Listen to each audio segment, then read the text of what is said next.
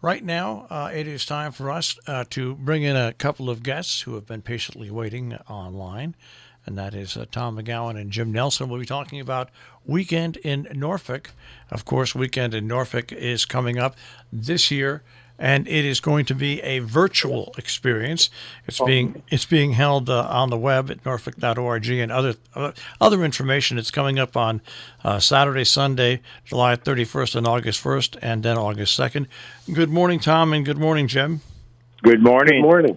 So it's a different year. It's a different summer. There's a little twist to everything, but Weekend in Norfolk will continue with a great, terrific virtual online presence. Who wants to kick off this conversation, Tom or Jim? Well, either one. Jim, if you want to, go ahead, or I will. Okay, well, I'll start then. Yes, this is a very different year for everybody and everything, and with all the changes that are taking place right now and the whole circumstances, we did make the decision to go ahead with Weekend in Norfolk this year, but in a virtual format, as you mentioned. And that is going to include all sorts of events, including,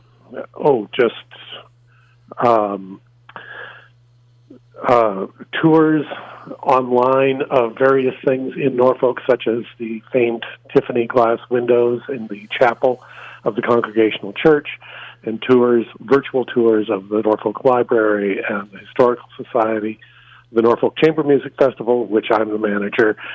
We will be presenting two different concerts online, both video and audio. That'll be on Saturday, August 1st. And there are going to be also some virtual nature walks and just all sorts of things like that. So, Tom, I'll let you continue with some of that. Well, that's a good foray into what I like a lot, Jim, and that's historic buildings and historic homes. And my wife and I produced a virtual tour this year for Weekend in Norfolk because of the circumstances that you mentioned. And it's brief because we can't go inside, so we're doing exterior tours, but it's also a quick overview of other historic buildings in the town besides historic homes. So it's been great fun putting that together because, as I mentioned, it's one of my favorite things to do. So we have a plethora of unusual and special and very historic places in Norfolk. So I think it's going to bring a whole different crowd to Weekend in Norfolk without them physically having to come here. And I also think that moving forward in the future, people that enjoy the history of these small New England towns will come to Norfolk to see a majority of these buildings and these houses. So we're very excited about this virtual tour and the other virtual tours that are being prepared. It's also something that people can enjoy throughout the year if they're ill or incapacitated for any reason, or we're all in because of weather in the winter or something. You can actually enjoy Weekend of Norfolk almost all year long because of these virtual tours. So I'm excited about that part of it especially.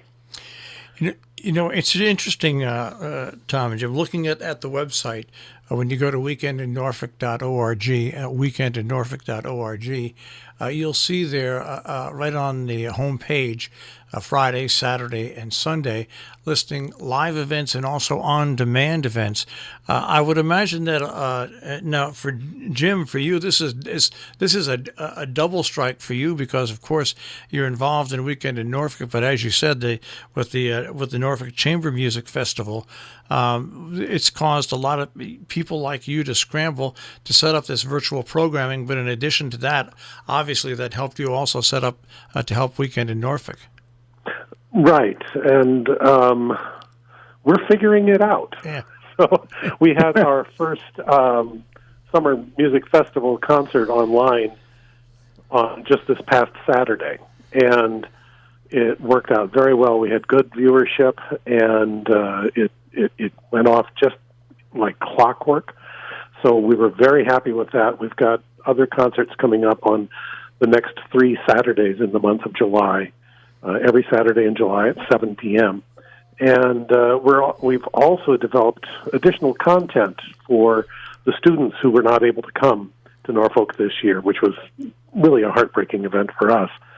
and it's something that it has pushed us farther along than I think we would have been without this. And so, I can see a silver lining in that.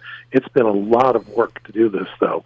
And so we will have things ready for Weekend in Norfolk, and I know that everybody else is in the same boat like this. It's a new world, and we're happy to be a part of it. It's great that you're still going along with this. I'll just pass along. Our friends at the Sharon Playhouse put on an outdoor concert with people in cars on a small FM station. People can listen to it in their cars and watch it, and it's sold out. Up in Massachusetts, they're planning, the Mahiwi Theater is going to show outdoor theaters up against the wall. So obviously different organizations are doing different things. And I think what's special about Weekend in Norfolk is a whole bunch of different organizations. And I think what you're doing is so smart because not only, and Tom, you can address this, not only do you have live events up there that people can actually delve into live, but you also have on-demand events, which, and I'm sure that once Weekend in Norfolk progresses and the more you record and the more you get, the more you'll have up on your website. I think that's so true. And again, as I mentioned before, it gives people the option throughout the year, regardless of what their situation might be, to join in everything that Norfolk has to offer, which is quite unbelievable.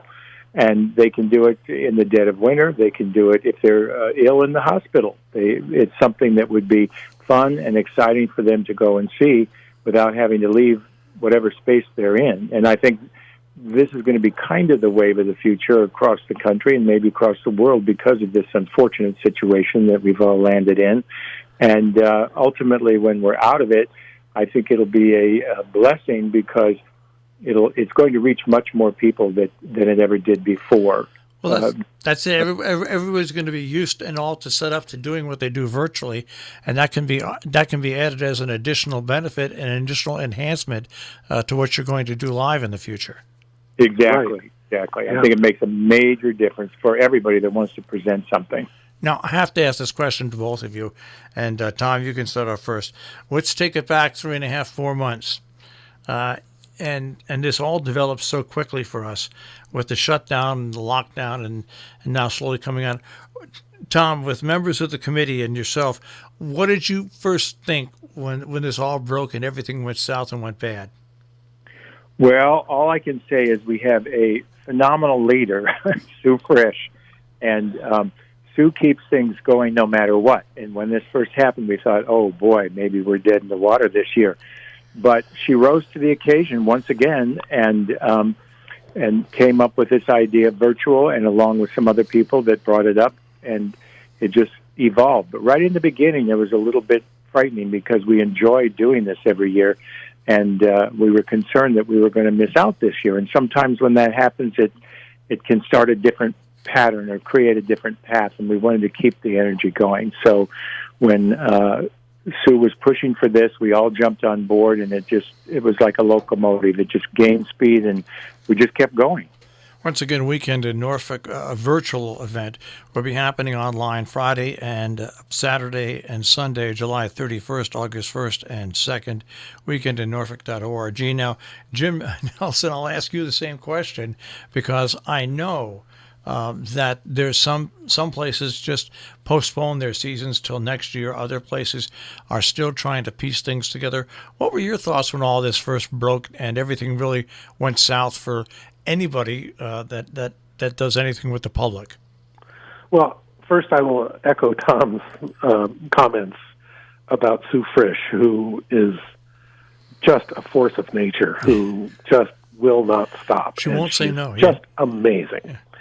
Yeah. But the other thing that I want to bring up is the community here in Norfolk.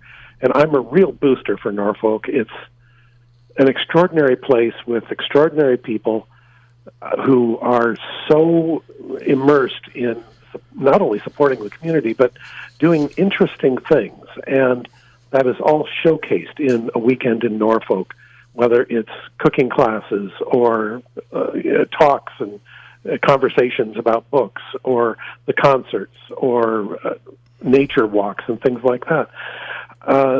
This small town has so much to offer, and being able to continue showcasing all of that through a weekend in Norfolk this year is, I think, truly a remarkable event and something I'm really looking forward to, as always.